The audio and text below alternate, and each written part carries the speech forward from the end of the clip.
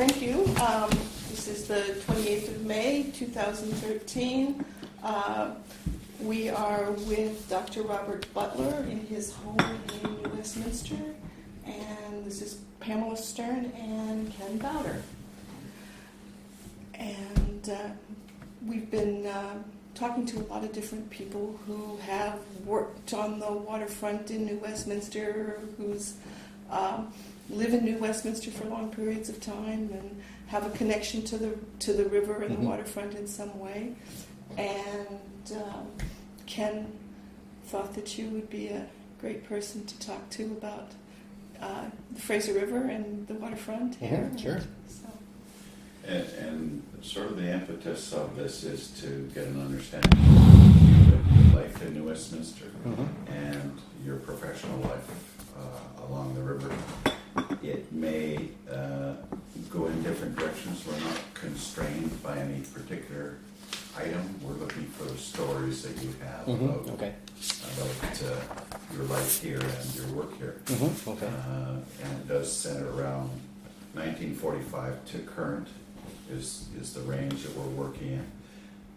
But we've had discussions with, as I mentioned, Lowell Quinnell about war stuff and what buildings were here and moved around. So we're open, totally flexible. There isn't anything you could say that would be wrong because the students that will be listening to this will have the joy of hearing what was real at the time, and that's the reason for the oral history. So if you want to start either work or home and just sort of build your relationship with New Westminster, that would be great.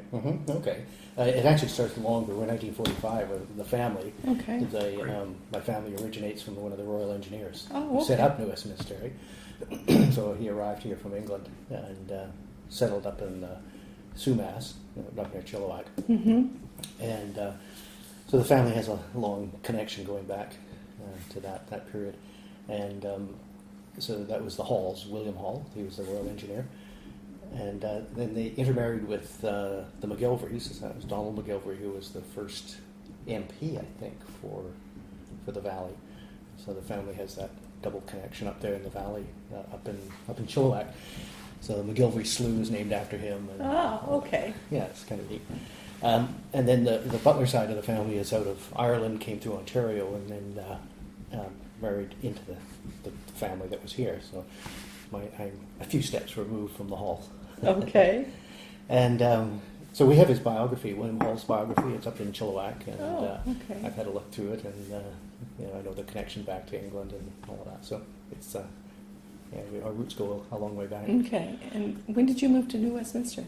I moved here about 25 years ago. Okay. So my family is from North Vancouver, and so my father was born here, my grandmother was born here, all of our siblings, of course, my siblings were born here, and then I moved over. My father had a tire shop here, Butler Tire. Oh, okay. So where was that? Down here on Columbia Street. Oh, okay. And so that was, let's see, I think the Westminster shop was set up in, when would it have been, about 40, in the late 40s, something like that. After the war. Yeah. And my uncle lived just up here at the top of Caribou Hill. Oh, okay. So he ran the shop here, and my father was in charge of the whole thing. So, and so we were raised over there in North Vancouver. The roots of the family are to here, to Westminster, of course. Okay. So it's kind of, we've got a long connection, long history. Okay. Your wife also had a connection to. Yeah, my wife was born in Abbotsford, but moved here as a young girl, just down the hill here, across from the park, at Hume Park, and the house is still there. Oh, yeah. Yeah, and she was the lifeguard there at the park. I went to Richard McBride, and then graduated from the high school, and then went on to university and so on. And she lived over in West Van, and I met her over there at university. And so she has a long history here as well. Yeah. Okay. And so did you spend a lot of time in New West as a kid with your father's Not shop here, or no? Not really. You know, Okay. I did. I spent a lot of time, looking for birds around the Delta and all around okay. the Lower Mainland and things, but not that much here in Okay. Westminster. We chose to move here. I mean, Sharon, that's where she originated from. Grew up here and all the rest. But I had a position, this adjunct professorship up at SFU, and I also worked out in Delta. Was where the office was out at the Rifle Bird Sanctuary. Oh, yes. So this was a convenient place in between. Uh-huh. And once it's, I got this job as a biologist with the Canadian Wildlife Service, and then became a research scientist. And from that, we decided to set up the Center for Wildlife Ecology at Simon Fraser, and that's where my adjunct position came in. Was a connection with the government to bring that information across through to the government. So this was a convenient location. And my oldest daughter was she was a dancer. She was trained at the National Ballet School, and she took her lessons from Mrs. Slater, which is the house down on 3rd and 3rd that was just renovated. Oh yeah. Lots of girls went through there, including the my Academy of Dance. Yeah, that's right. Yeah. And my wife danced there as well. I have a little girl. Wow. She was here. Wow. So Holly went through that, and then with Kirkwood, she was at the Kirkwood Academy and all that kind of thing. And then she went on back to Toronto to the National Ballet School and graduated there. And then she came back. She was about 18 or so, and said one day she wanted to be a geneticist. Ah. And so she went to university, and she's going to defend her PhD next month. Fantastic. Yeah, Yeah. so in biology. So my connection here is more as an adult rather than as a kid. Okay.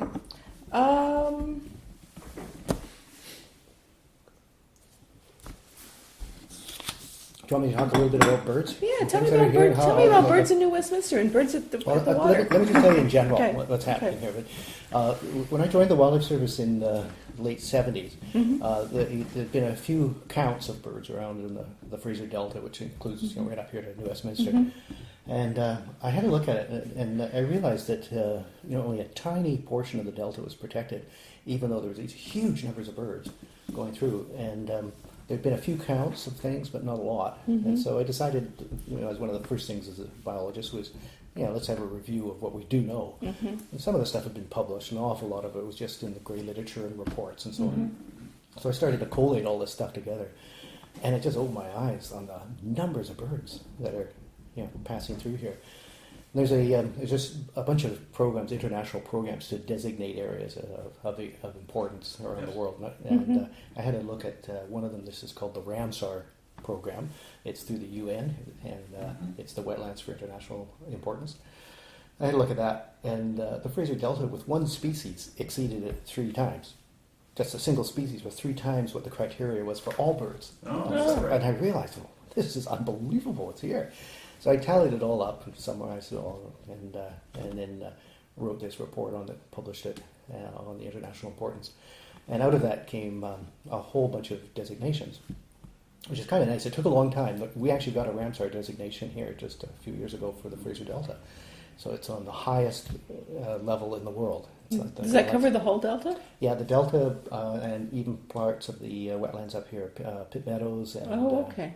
Birds all Bog. on the Fraser then. Yeah, It's all Okay. based on the Fraser River. it's all on the river. Yeah, the Burns delta. Bog. Yeah, it's all on this. So the tidal influence. So the estuary, which is where the fresh water meets the salt water.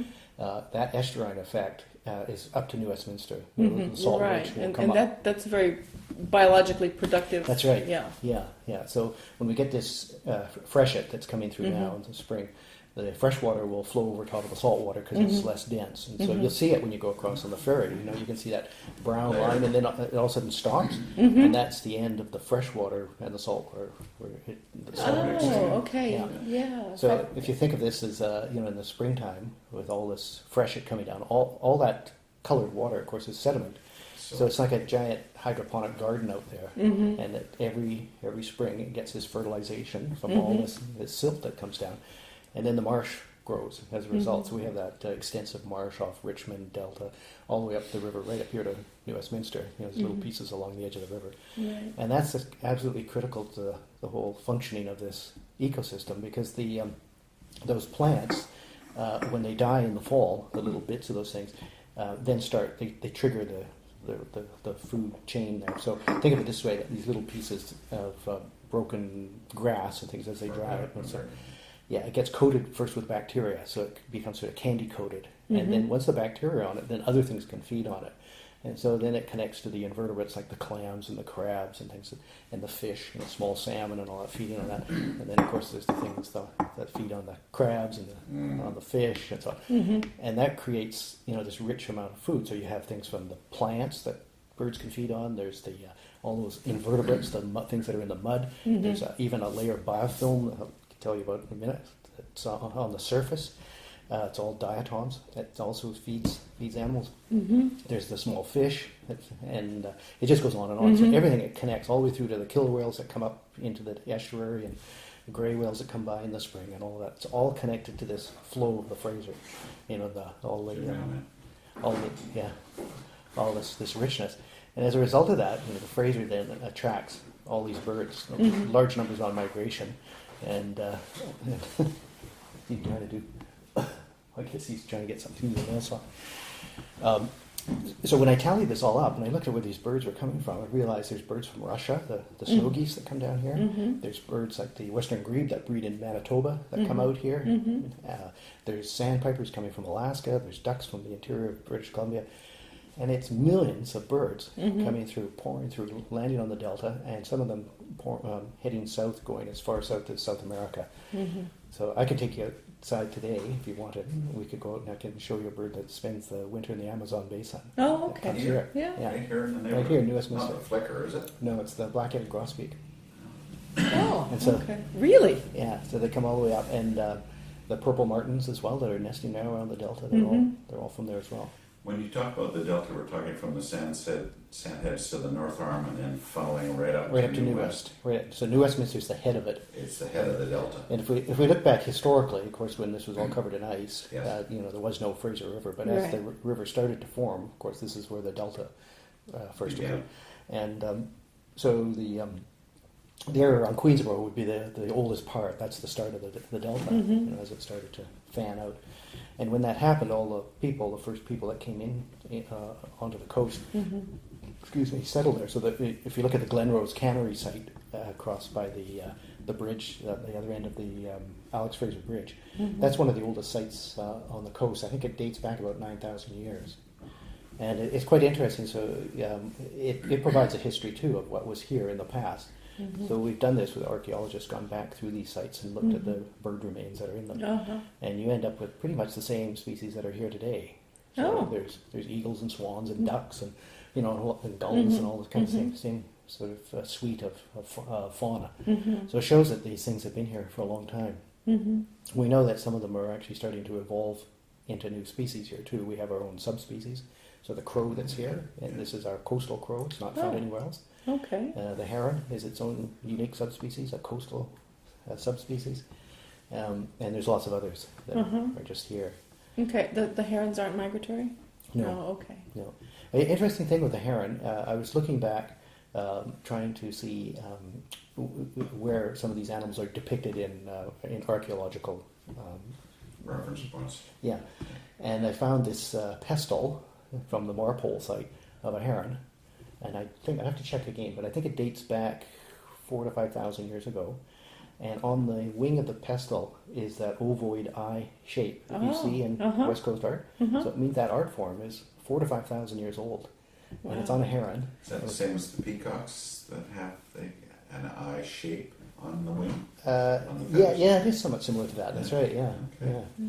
But that art form, the Northwest Coast art form, is very old, and it's on a heron, and it's here in the Fraser, which is kind of neat. Cool. It's a neat connection, yeah. So we've got this very rich thing, and New Westminster's right on the edge of this, of course, looking out over this delta as part of this place. So if we looked at New Westminster when it was first settled, so when my great-great-great-grandfather, William Hall, was here, and they started to set up New West, much of this, of course, would have been forested, probably in Douglas fir forest. And it would have been the ancient Douglas fir, of which there's only about 1% left now in British Columbia. Most of it's right here on around the Georgia Basin. Only tiny remnants of it. But if we had that forest here today, it would have been a very different type of avifauna than we see today, of course. So you would have had pileated woodpeckers and Pacific wrens and chickadees. I saw a pileated woodpecker last week down in White Rock. Yeah, we cut them right here to our feeder. Ah. Comes up to the feeder. They come from, I think, from down at Burnaby Lake. Yeah. Yeah, so the avifauna, the bird fauna here in New West, of course, has changed as it's become more urbanized. Mm-hmm. And I've just finished putting all the data together for the first bird atlas, urban bird atlas for Canada, for wow. New West, and I have all the maps. Oh, And excellent. I'm going through checking out all the. That would be good to have that information. We're actually building a map of land use and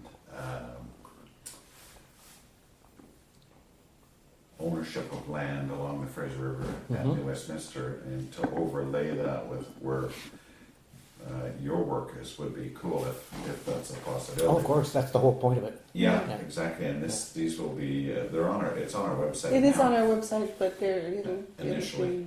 it'll be updated and changing Mm. as we move through this That project. would Yeah. be good to have that. And the other part, just to back up a bit, and we're not going to leave the bird stuff. If you look back over the last, say, 60 years, what has the industry done to our bird population, really? You mean in general, or? Yeah, in general, and New West wouldn't be much different than anywhere else because of population and transportation and all of those things that impact all wildlife. Yeah, there's some that have responded positively and some that have responded negatively to this. So, and one of the major changes, of course, is when the delta was diked to turn it into farmland. It no longer flooded as marshland. So that was all marsh that would have been used by salmon and all kinds of birds. What year would that have been? That started, I'd have to look back, but it was in the 1800s when the first diking went in. And so it made a big change. But by providing farmland, they also provided habitat, right? And so Absolutely. we have huge numbers of birds, ducks and shorebirds and herons and lots of other things that continue to use it. So I guess it's better to say that it's altered the habitat. Yeah. In terms of things that require those seasonally flooded meadows, that's pretty much gone. And there also were crabapple levees and all this that have virtually disappeared. There's only tiny remnants of those left. So we've seen some species come in. Probably the barn owl that I was talking about has probably done a little bit better because farmland is good for barn owls. They feed on small mammals in the grasslands, so they love that. And there's some hawks and things that have done predators. yeah, they've done well, probably as a result of that. And maybe the waterfowl too. They've been feeding around. They feed in the intertidal, but they come up at night and feed in the farm fields and things. So they've likely done pretty well by that as well. Any fallout from the pesticides, fertilizer? There is a history of that, yeah, and there were some really big worries in the past. When I was a kid, there were very few bald eagles. In fact, I think when I did that report in the 80s on the Fraser Delta, I think there were 3 or 4 nests that we knew of. And now you can go to places where you can see 3 or 4 nests from one location. Oh, is that right? So they've really come back. And that happened through the 1980s. It wasn't just here. And it wasn't exclusively to pesticides, although that was a big part of it. They were also persecuted. They were hunted. People, fishermen in particular, thought that they were Some taking First Nations see the parks as valuable. but also, that's commercial fishermen also taking the eagles. Yeah, this was way before that. This is when I was a kid, there was this view that all birds of prey are bad. They're vermin, and they should be removed and things. It was just a change in attitude. Yes. And so that change in attitude, plus the banning of chemicals like DDT and some of the others, have allowed it to come back. Yeah. And then down in the Delta, there were also some that were used on the farmlands that caused duck die-offs. And through regulations and things, those things have now been banned or limited at least. And so you see far fewer of those. There's new ones all the time coming on, new products and things going on. But, and so if you track all this stuff, we use the herons to track that. My colleagues and I use this stuff to take heron eggs and look at the contaminant levels in them. So it has a record of PCB contamination and dioxin contamination going back into the 1970s. Oh. And they were taken along here on the Fraser. Right. Yeah, so with some of those changes too, we've seen the cleanup of those kinds of things. And the thing that I see in all this, after sort of looking at it from all the years I've been doing this, is that a lot of times it's just backing off on some of these animals and let them have their space. So you Yeah. provide them with habitat, stop persecuting them, and stop poisoning them, Yes. and they can do the rest. For a lot of them, and they'll come back. So a lot of people are really worried about the environment. We hear all the negative stories and things, and they unfortunately people don't dwell on the positive side of it and say, well, let's look at both sides of the ledger here. And if you look at the positive side, you say, okay, well, the eagles are back. That was a good thing. Ospreys have come back. Ospreys were extremely rare, and now they're nesting right here in the, down on the pilings on Annis's Island and all. They've come back. Trumpeter swans, where they thought they may go extinct, are now back, and they're all in the delta. I've seen them flying over my house here now, calling and going up the valley. The trumpeter swans are back. The humpback whales are coming back like there's no tomorrow. Gray whales are recovering, and it's all because of this. You back off on the persecution and stop poisoning them, give them some space, and they can come back. It's not that all of them are doing Sure. it. The right whale is probably gone. I have a colleague who's just unearthing some bones of whales over in Tofino. One of them dated back 1,500 years ago, Oh, yeah. time of the Romans. Oh, wow. So they're looking at the whole history, and they can reconstruct the whole marine diet from these studies, from the bones. It's going to be really From cool. the minerals that were in the bones? It's looking at isotope levels of... Oh, okay, yeah, whatever. Okay. Yeah, so there's a whole bunch there's fish and all these other things that remains around it. Right. But as a general rule, that's the case. And so, if you take this and say, let's do the same thing in New Westminster, just keep it on a local level. If you encourage people to just do this, like to just, back off a little bit on this, give these things a chance, like, you can see some of them coming back. So when I look at the birds, the way we did this, I'll just explain a little bit how I did this bird atlas. We're doing a bird atlas for all of British Columbia. Okay. So we've done that, and that was completed last year. That was a 5-year project with people all over the province, and it's all done online. You enter the data and so on. We've got millions of records, and we can show you the distribution of all 300 and what are we up to now? 320 species or something like that. You can see them all over the province. And we wanted to look at not just presence absence, but also the abundance. So we do a thing called a point count, and this is a standard technique in biology for assessing the abundance of birds. And you go to a predetermined location, you stand there for 5 minutes, and you record everything you hear and see. And then you go to the next location, and by assembling all these points together, you can then just get an idea of the abundance. Okay. So it's a modeling technique. it is, yeah. It's a GIS Okay. modeling thing. Yeah. So that's done on the Breeding Bird Atlas. There, it's done on a 10-kilometer square, 10 by 10 square grid. So there's 90,000 of these things all over the province, and we assign people to go to certain locations, do this kind of thing, and record what you see and all that. Upload the data. Yeah, so that's how it all works. And so I thought there's been some interest from some of the municipalities to look at this, and they said, a 10-kilometer grid is probably too big for us. We need to have it on a finer scale. And so we talked about this for quite some time about doing an urban atlas. How could we do this on a smaller scale? And I got thinking about it. I thought, New Westminster's so small. I mean, I could do this in probably 6 or 7 days. Yeah. It wouldn't take long. So that's what I did. I got on my bike and I started at one end, and I just go all the way up, and I think it's about every 750 meters or whatever it is, I stop and I do one of these point counts early in the morning. So I go before there's traffic, and I go on Sunday when there's nobody down by Queen's Park and it's quiet and all that. So I did the whole thing, the whole city, and then we've produced the maps now with the abundance. Okay. And the thing that comes out from it is it just supports what we know from other studies. When you look at these a gradient of habitat, so if you take something that's a nice forested habitat to a very urban habitat, and you look at the birds that are along that gradient, you see obviously a big change that takes place from the highly urbanized thing. So this is where you've got a lot of impervious surfaces, lots of concrete, lots of there's not much green space in it. It's predominated by the rock pigeon, the old pigeon, the starling, the house sparrow, 3 introduced species, and usually the crow. Crow's in there. So you get those are the big ones, and there's a few others, but those are kind of the ones you get. And as you go to the more forested things, you get a much richer diversity. So instead of having 3 or 4 species, you'll go up to 8, 10, 12 species. So I was thinking today, if it wasn't raining, I'd show you this. I mean, it's so distinct when somebody points this out. I went over to Glenbrook, to the ravine, and if you walk along the top to the suburbs, you know, you'll hear a house finch and a robin, and you might see a pigeon and a house sparrow kind of thing. There's a few birds, and you step off and go down that trail. I was in there last night, yesterday evening, and there's Swainson's thrushes and black-headed grosbeaks and chickadees, towhees, song sparrows, yellow warblers, yellow-rumped warblers, Wilson's warblers. Yeah, it just goes on and on and on, and it's just like this symphony of birds that are in this creek bed. And so you realize that this is, you know, how you provide this habitat.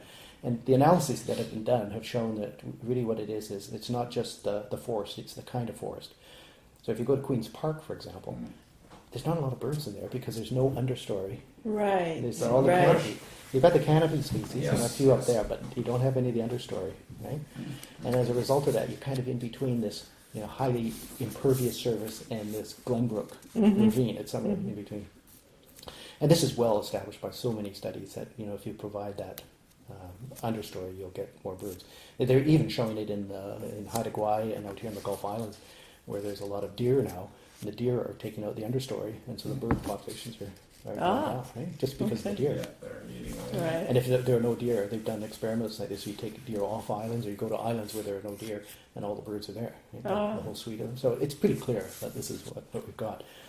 So here in New West, you know, we could do some of Lots this. areas. Yeah, I mean, some of the parks. I mean, you know, you've got to think it's an urban thing, and you know, there's other issues and things to do with all this. But if you really wanted to bring birds into your neighborhood, it'd be pretty easy to do. You know, you just put some of the planting into some of the parks, and like what we've done here, you know, we leave it with lots of shrubs and they're kind of overgrown actually, but there's lots of species. I have records now for I think it's 79 or 80 species here from this little postage stamp, or I've seen from or in the yard. There's a pair of towhees nesting right over there. There's chickadees on the end of the building. Violet green swallows on the front nesting. Wow. Song sparrows out here. Bush tits have nested here. All kinds of stuff. Neat. So when you look at the bird population and the relationship with the population of humans, it goes back to positive and then negative. We can still coexist in our environments as long as we support the natural environment to make sure that it's rich, and we understand that. And I guess that's really trying to get that understanding to anyone who wants to keep wildlife and birds in their place. Coyotes, cats, raccoons affect any of that? Yeah. Or they're just, they do? They do, yeah. They have a big effect. Of course, cats, you know, are hunting birds and aggressive. there's that sort of issue.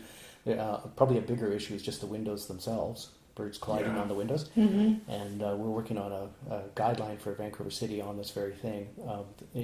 For the towers. Yeah, for the towers and also for buildings, just houses and things. Our deck used to get hits all the time. We put up little images on there of spider webs to try and break down the visual because the bird would fly right into it. Yeah, there's a bunch of techniques that are going on. Those the ones with the little decals on the window, I mean, they don't work all that well. I mean, they're okay. Plastic snakes. Yeah.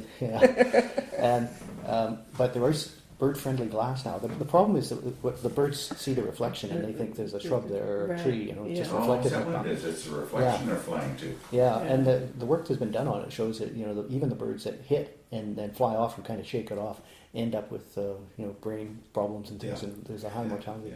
They've done some estimates of this. It's really hard to know, you know, when you take a small area and then try to look at it across North America, but you just think of the number that hit the windows. So we're working on guidelines for the city. There's a motion tomorrow going to Vancouver City Council on a whole bird agenda for the city. We have bird. Speaking to it? Yeah, we have Bird Week. You know, we went from World Migratory Bird Day that was proclaimed the last 2 years by the mayor, and this year went to Bird Week, and the whole week is proclaimed this thing for birds.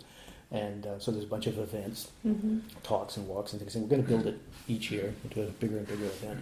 But one of them is this thing of, you know, if there's birds in the city, is there something we can do that's, you know, can prevent some of these collisions? So I'm doing a little experiment that experiment is not a really rigorous one that my wife came up with. And if you look over here, you see the little stuffed cat here. We know with our cat, you know, she sits in the window down here on one of these. Don't have any problems with that. Very rare does a bird go even near there. And she said maybe just having the The face image. of a cat will do that. So we put them here and then have one out the other side there.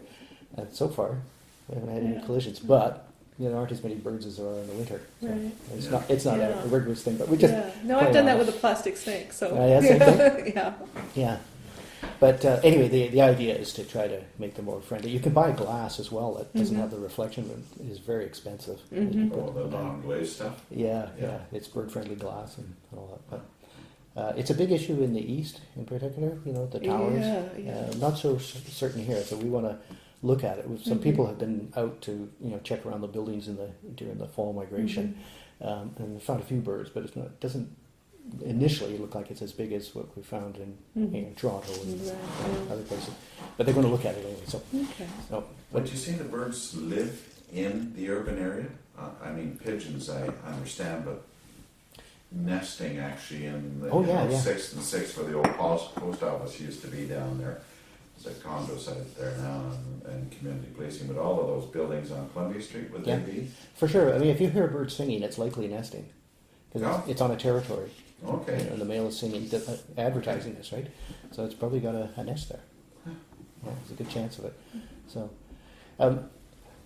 some people might think of this as, who cares? Just a bunch of birds, right? I don't, of course, but there's something much more profound in all of this, and this is the work that's been coming out over the last decade or so, decade and a half, on the role of green space and on people's health and their childhood development and things. And there was that popularized book of Richard Love's The Last Child in the Woods that started sort of this nature deficit disorder concept and all this. Anyway, there have been a lot of studies and conferences and things on this, looking at the role of green space on people's physical health. And there was a report, a paper in The Lancet, I think 3 years ago in Scotland, where they looked at the relationship between cardiovascular issues and green space. Stress. Well, it's bigger than that. But anyway, they found a very strong positive correlation. That, as the amount of green space goes up, it's a negative correlation. Sorry, Right. as the green space goes up, the incidence of coronary things goes down. Okay. And they removed all the effects of socioeconomic effects and all the rest of it. Oh, okay. And what they think it is, it's as simple as this: is that when you have green space nearby, you go outside. Yes. And you get more exercise. But they were actually putting it forward to the National Health there in Scotland that green space actually reduces your health costs. Right? So there's a Right. real benefit there. Right. So anyway, there's been a whole bunch of other studies looking at this, looking at the effects of green space on people, and they realize that these things are really positively related. There was a study here in Vancouver actually where they did they looked at the distribution of birds from the downtown east side across to the west side of the city, out to UBC, and then they related it to people's health and their social things. And as you can imagine, as you go west, you get a richer diversity of species and more native species, and that just corresponds very much as a socioeconomic. Right. So the city is really interested in this sort of idea that, could you, by putting more green space in the sort of downtown east side and maybe towards that area, which was designed to be high density in the first place, but if you could bring more green space in, it would be beneficial in lots of different ways for people's health and well-being and things. And they've also now shown it with childhood development, having children out in natural areas. And it seems like the key thing is undirected play. Yeah. So you just let the kids do their thing. Freestyle. Yeah, so you start thinking about Like we had as kids. Absolutely. Yeah, exactly. Yeah, that's what everybody says. Yeah. So when you start putting all this together, you think, okay, so birds are part of green space, and as I mentioned, if you have bigger plots of natural areas, you have more species and so on. But you have more green space, and the green space is good for you as well. So maybe what we need to be thinking about is when you put a school in, maybe we should be thinking about having a school beside a green space, because that's going to be good for kids, for their development. Maybe we should be thinking about it around hospitals. They've shown even just putting pictures of trees on the wall speeds up people's recovery in a hospital. Wow. Yeah, and if you have a room overlooking a forested area, you'll recover faster than if you're in one looking over the city. Wow. It's just looking at it, just seeing it. I mean, it has this profound effect. There's all kinds of other really neat connections. Neat. Yeah. So the waterfront in New Westminster has really, at least the central part, has deindustrialized tremendously over the last 40 years.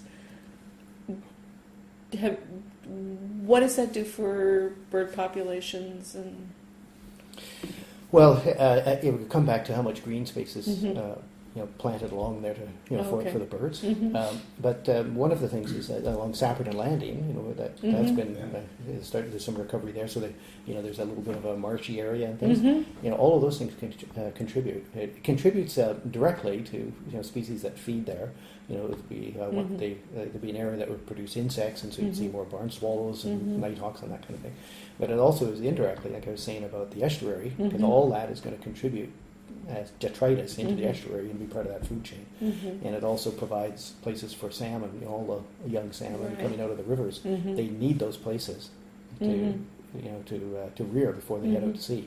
And of course that herons and all the other things will go down and feed in there. So just the other day I went down to the industrial area here down on Canfor Drive, and it's not the kind of place that you would normally go bird watching, right? But that's part of the bird atlas, and Yeah. you Right. want to cover the whole thing, right? Right. That is an unbelievable place for birds. Along the river, where all that The Burnett River. the Burnett River, Yeah, yeah. it's full of birds. It's one of the best places in New Westminster for That's birds. just over the tracks on the left-hand side, where the Bailey Bridge is. The right hand side. You don't cross the Bailey Bridge, Before the Bailey Bridge. so you On cross the right-hand tracks. side. Okay. You cross the tracks. That's the railroad. Port tracks. Metro owns that land right there. Yeah. You know where Global Canfor? Stone is? Yeah, you just passed there. Yeah. All the way over So to the instead of- barn out. Instead of going down to the Bailey Bridge, Yeah. you just do the first. Oh, yeah, and yeah. go down. Oh, And it there's just a one. recycle joint in. That's right. Yeah, Yeah. It all connects all the way through to the industrial lands there. Yeah. And it's tons of birds down there. It's really good. And there had been reports of green heron. It's a little guy about this big Okay. down there from the bird atlas. And I thought, oh, it'd be kind of neat if we had that in New West. Let me just go down and have a look. So I rode my bike down there, and I got down. And I went out on the bridge. Kind of, chances of seeing a green heron is probably pretty slim. Well, I'll just sit here and wait and just see. So I waited. It wasn't more than a minute, and the green heron flew out of the tree just over from one side of me, flew across, picked up a twig, flew back. He gave it to the female. The female's built a nest. She's building a nest. And there's only been a few records. I mean, we know there's green herons around. They arrived in the late 60s here, came north into British Columbia. But there it is nesting, and so now we have a confirmed nesting record in New West. And there aren't a lot of them in the province of confirmed nesting. And it's right there in the industrial lands. Yeah. So that industrial land is a little bit dilapidated now, and not there's some active work there, but not as much as there might be. Yeah, in the past it would have been much more active. Right. Yeah. And in the future it might as well. I mean, Yeah. there are anticipations for some of that land that I don't know if they'll be realized or not. How do you see the like these green herons interacting with Well, I think what it shows is a lot of these animals are very adaptable. Mhm. And you've got to provide them with the space for this. Another example is just down in Burnaby along the edge of the river. There's a light industrial park, and they've left a lot of the shrubs and trees and things. Right, There's right. lots of stuff there. So you can do them together. It doesn't mean you have to do it exclusively, one or the other. Right? It could be you can provide for both of them. So because of that vegetation along the edge of the river, having so many birds, but it's in an active spot, it shows that you can carry on with the activity there. Yeah. Shouldn't be any problem. Right. So your And sorry. Oh, go ahead. The food source would change as well, I would assume, because there may be some refuse that's coming from the human population, and the noise pollution would also affect their rearing.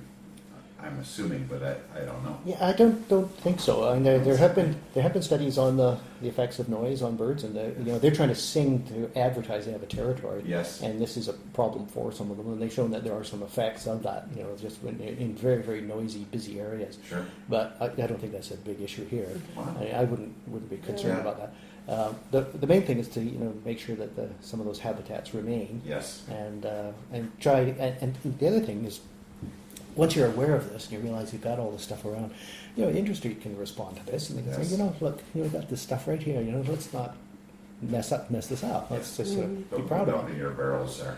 Yeah, I don't know if that. Well, I don't know what goes on, but Yeah. and when you go to develop it, it's now all shored up along the edge. Is there a possibility to create some little wetland pockets and things because you'll get all this stuff in there and just sort of combine them together? And people are really changing in their attitudes about all this stuff. And they realize, you can do it. And the positive thing about it is when people get involved in it, they really take ownership. Yes. Like, this is great. Yes. We've actually done it. It's not a big deal. Put up some nest boxes. Yeah. Make sure that habitat's there. Well, that's where you want to have young people involved to see that the development and understand why it's needed, and then they carry that idea forward to the adult age, That's right. and then they know how to vote. Yeah. They can become part of a larger Be more active. society and Yeah. understand the responsibility that we all have. Yeah. One of the things I think about birds, why it's sort of important for people to sort of see them as kids and things, is these are one of the few animals that you can actually see. Yes. You can see insects and things, but the mammals, they're all pretty elusive. They're mostly nocturnal. You're not going to see them, but birds are everywhere. And so you can be part of this sort of thing. Once you're aware of it, you start listening to all the birds and all the songs, and you realize the stories and where they're coming from. And all that. You realize this is pretty neat that we've got this. And this area, the Lower Mainland, is renowned in Canada. Going back to this thing about the Delta, we have a program that we set up called the Important Bird Areas, and so it identifies important areas all around the world. There's about 11,000 sites that have been identified, and in Canada there's 598, and the Fraser is number one in terms of the national, international, and The global. full length of the Fraser? No, the Fraser Delta. Oh, the Fraser Delta, yeah. So from New West down Yep. is considered. Does that make you mean the most important, or just the Yeah, first? well, in terms of Diversity. if you look at they're ranked by Oh. there's each species. Oh, okay. So what it does is it takes a certain percentage of the world population or something like that. Oh, okay. So how many of these do we have? So you look at the ones that are of national importance and ones that are of international importance. Each one having a certain Really? criteria, and the Fraser comes out on the top of this. Wow. Yeah, so it's right up there in the world. That's one of the big areas, and we're right on the edge of it. The Stikine and the rivers that come out there don't really have the depth of it. They do for migration, but because it's so cold in winter, Oh, they don't have all the wintering birds. Temperature. Yeah. Well, our birds do this. We've done lots of studies on this. I don't know if you want to hear about all this stuff, but we've done studies where we've put transmitters on birds and followed them all the way up on migration, so we know an awful lot about them. So we did a lot of work down in Panama and Mexico, and got grad students on. We have 30 grad students now working on this project. We have one now started up for another 10 years. It goes all the way down to South America with people counting birds and all that. It's all part of a big project. But anyway, that's an aside. Okay. When is the Urban Bird Atlas coming out, and in what form? It'll be online, almost certain. Okay. And I just got the maps Okay. just a couple of days ago, so I have to write the accounts for each one of them, Oh, which I'm okay. working on now. Okay. And then there'll be some other stuff, some of the things I was telling you about the habitats and where these key areas are in the city, and some of the things we could do to improve it, bring more species here. So I'm not sure when it'll be online, but I think probably within the year or something like that. And did you say that that the city is somehow involved or interested, or? There was some interest. I talked to Jonathan Cote about it. Oh, okay. And he was quite intrigued by the thing, but I haven't gone any further than that. But Okay. I think I will now that I've got some of the maps and show him, and maybe some of the others. I talked to the mayor about it, and he was pretty intrigued by this thing too. Okay. I think when they realize this is going to be the first one for Canada, they Yeah. think that's pretty neat. Yeah. And I could show you the maps, but it's kind of interesting to see, the things like, robins found virtually everywhere, as you might expect, but some of the other ones, a little bit more isolated, like barn swallows. There's declines all over. It's probably one of the most widespread species in the world. It's sort of the mid-latitudes all the way around to, Europe, Asia, North America. But they've been declining over the last 20 years or so, and nobody knows why. And the same thing's happened here. They used to nest up here, right on the top of Massey Heights, and they're no longer here. We used to see them flying here all the time, feeding. And I was talking to Sharon, my wife, we used to have bats here, and we used to have nighthawks all feeding here in the evening, and all of Right. them are gone. It sort of indicates something's going on with insects, I think. Yeah. And I don't know what it is. Are the bats in the west don't have the same white nose thing that's happening in the east? is Yeah, it? I think there's a little bit of it. Yeah, Okay. in Okay. Alberta anyway. Okay. Some, yeah, we don't really know Okay. what it is, but the nighthawk is another one. A lot of the insect-feeding birds in North America have been going down, all over the continent. So nobody knows why. It's kind of puzzling, but nighthawks used to nest, I think, on the buildings down below here. They nest on gravelly sort of surfaces, so the flat gravel roofs are probably perfect. Right. And then you'd hear them flying around up here in the evening. I haven't seen one now. I saw one 2 summers ago, and that was really unusual. So something's happening. Barn swallows are still here. They're down along the edge of the river, but not up in the uplands. So we're seeing changes, yeah. Yeah. It was some work I was doing for the museum a couple of years ago, reading some old minutes of a society report, and they were talking about spraying for mosquitoes. And I went, we don't have mosquitoes here. There used to be mosquitoes here. Wow. Yeah, huge numbers. Yeah. Yeah. When did that?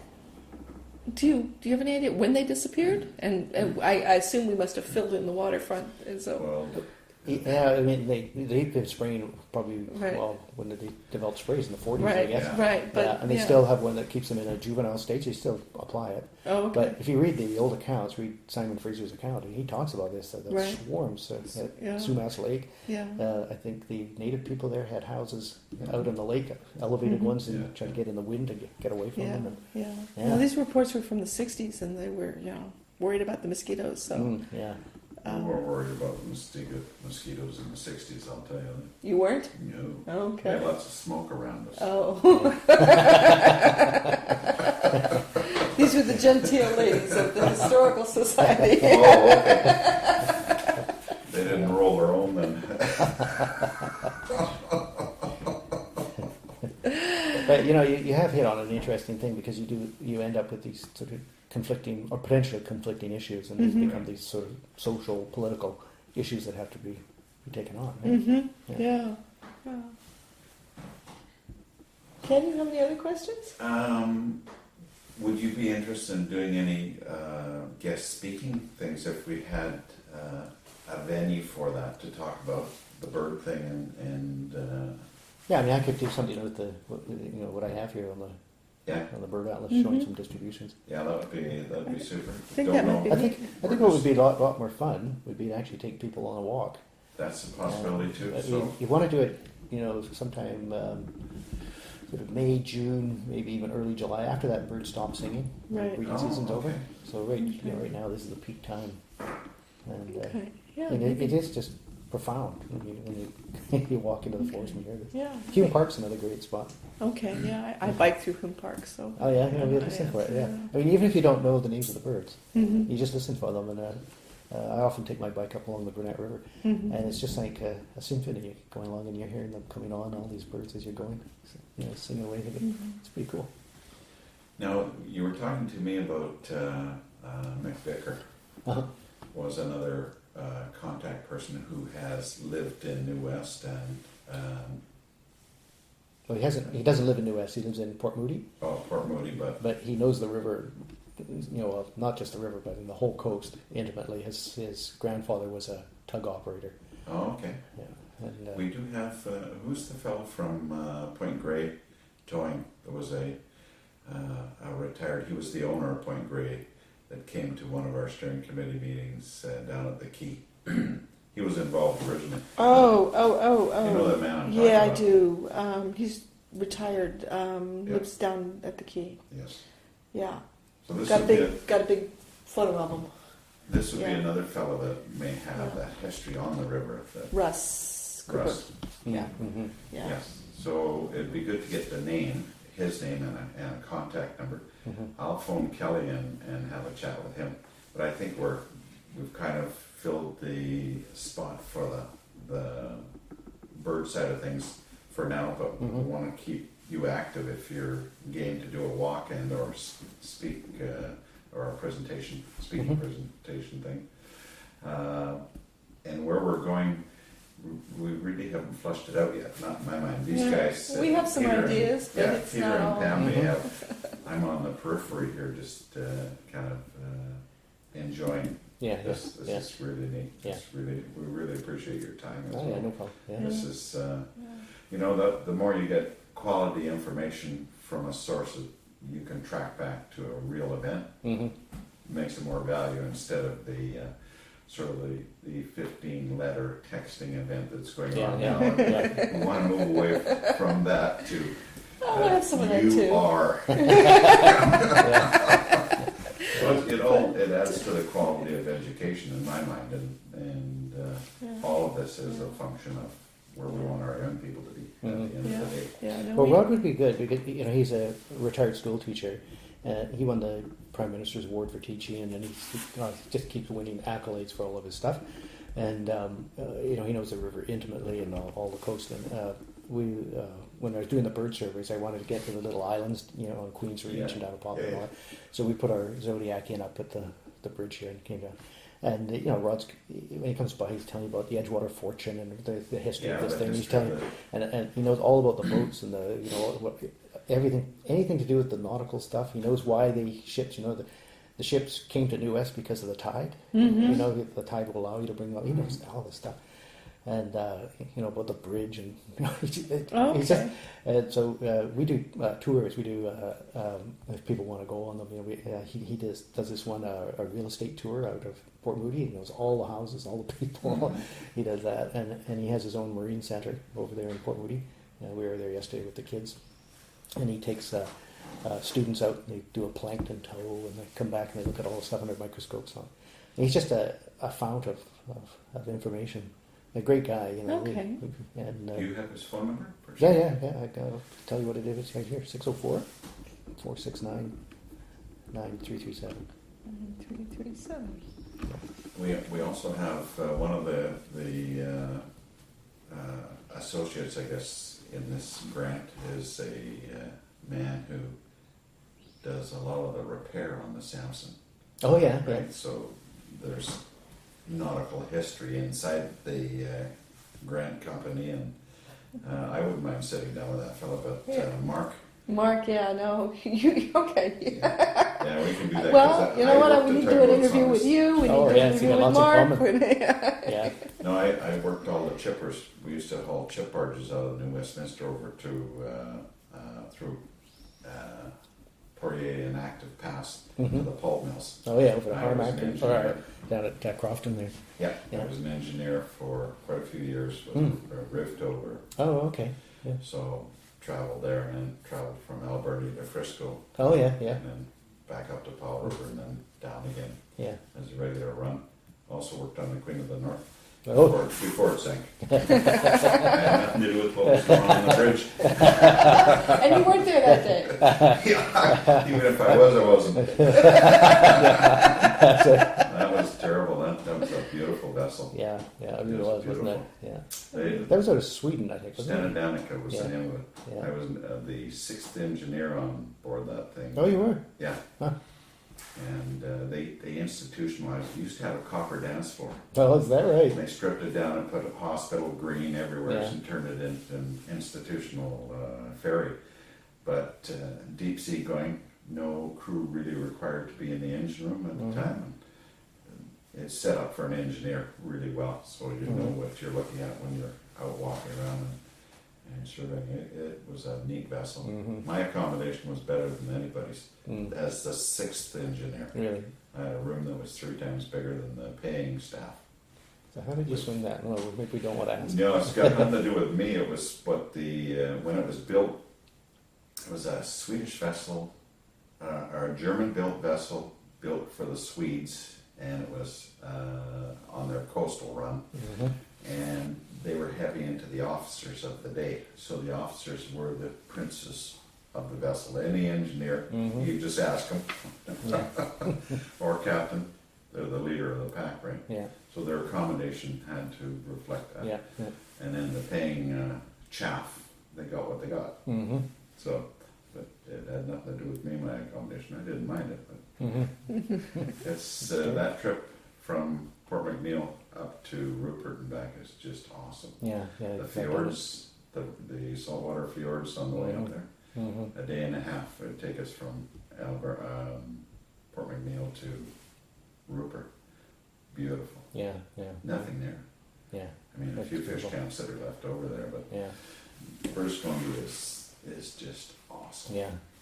Yeah, I used to do trips up there with a sailboat with people, Yeah. take them up all through the Great Bear Rainforest and Yeah, yeah. Patagonia, yeah. Yeah, they just keep coming back. We had a guy come over from England, a couple, and they this was Alaska actually. We did those as well. This was in Southeast Alaska, and he came and he said, "This is the trip of a lifetime. We've saved for this. This is what we're going to do."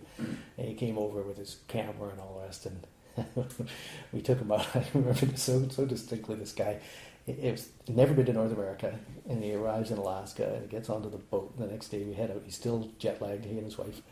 And we just got out of Petersburg. We're going along the coast, the shore, and there's a pack of wolves going by.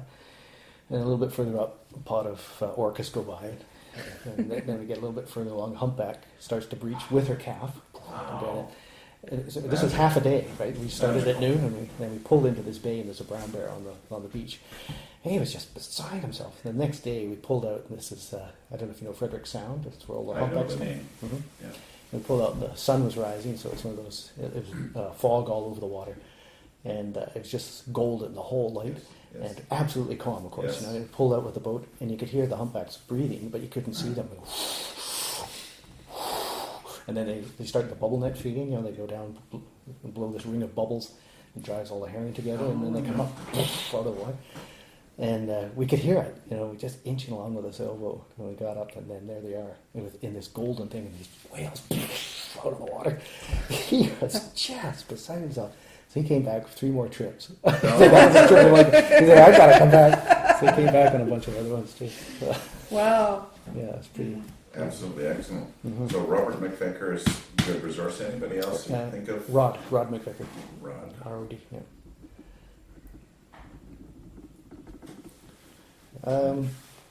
I think, you know, I mean, That'll Rod, do. yeah. Excellent. Okay, Well, that's well, very good. wonderful. Thank you so Thank you very much. much for the company, the coffee. Yeah, yeah.